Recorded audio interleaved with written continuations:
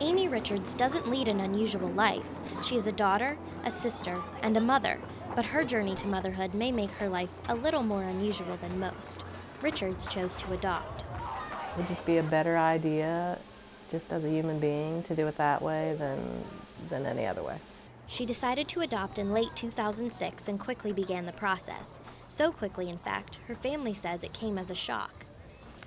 I was surprised that she was considering even doing that at that point. It just, kind of out of the blue.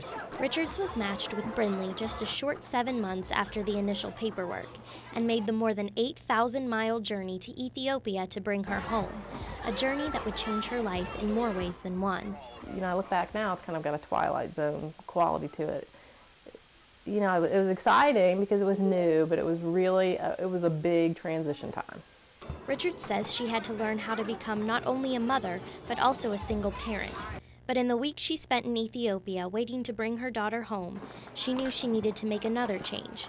Kids shouldn't have to live like this. This is not, they're put in an orphanage to get better care, and it wasn't the situation any child should have to live in. Richards teamed with other American adoptive families to make a change in the child welfare system of Ethiopia.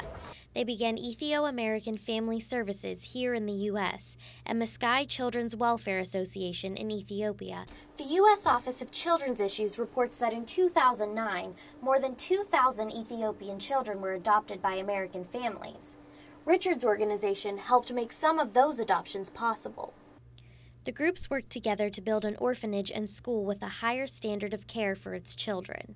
She saw what things were like and wanted to make a difference. Her organization began to help children receive better quality care. But she had also witnessed an entire age of children she says were stuck in orphanages with little hope of finding a home.